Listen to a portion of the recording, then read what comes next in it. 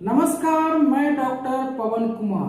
पशुओं में सर्रा रोग, सर्रा मतलब सड़ा हुआ। जिस प्रकार से कोई वस्तु सड़ जाती है तो सड़ करके गल करके वह नष्ट हो जाती है, ठीक उसी प्रकार से यदि पशुओं को सर्रा रोग हो जाए तो वह उसमें धीरे धीरे कमजोर हो जाती है, खून की कमी हो जाती है, गलना शुरू कर देती है और शरीर गलते गलते उसकी मृत्यु हो जाती है।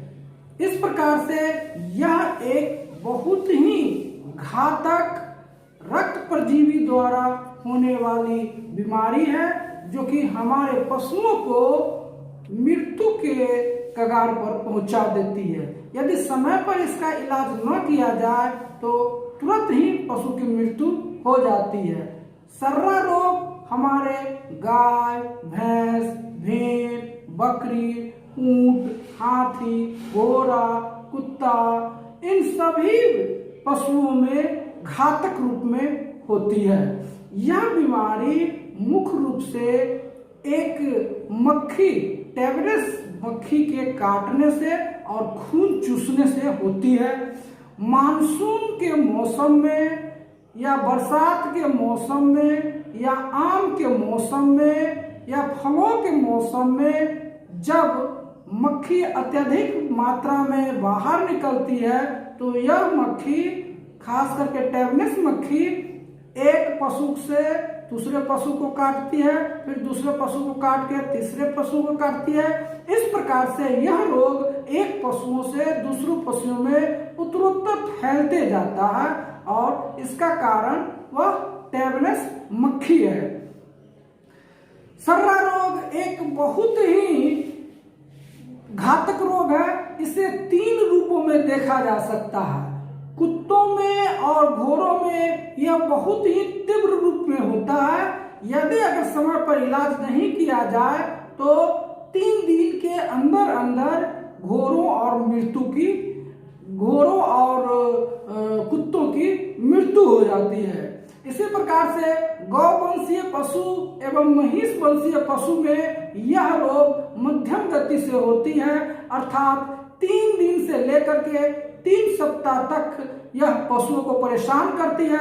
यदि इस बीच में अगर इसका समुचित इलाज नहीं कराया जाए तो पशु काल के गाल में समा जाती है। कुछ पशुओं जैसे ऊंट और हाथी में यह सर्रा रोग बहुत ही दिनों तक रहती है।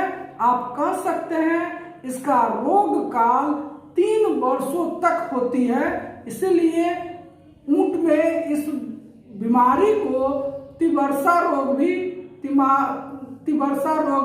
कहा गया है, जो कि ऊंट को और हाथी को बहुत अधिक प्रभावित करती है और धीरे धीरे कमजोर करके पशु में खून की कमी होती है और अचानक पशु की मृत्यु हो जाती है।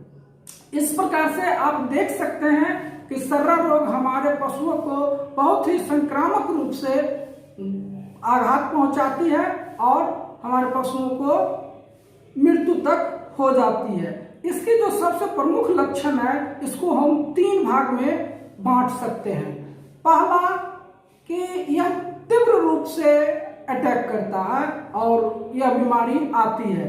जैसे कि अगर तीव्र रूप में जब कभी भी आएगी यह बीमारी तो इसको आप खुट्टा उखाड़ बीमारी कह सकते हैं। जैसे यह बीमारी पर पशुओं में प्रवेश करेगी 106 डिग्री फ़ारेनहाइट शारीरिक तापमान हो जाते हैं। इसके बाद पशु छुल थोड़ा थोड़ा पेशाब करना शुरू कर देती है, पागल की तरह चक्कर काटना शुरू कर देती है और ऐसा लगता है कि वह खुट्टा उखाड़ करके पागल की तरह इधर उधर दौड़ना शुरू कर देती है। और इस प्रकार से अगर सही समय पर पशुओं का इलाज नहीं कराया गया तो पशु की मृत्यु हो जाती है।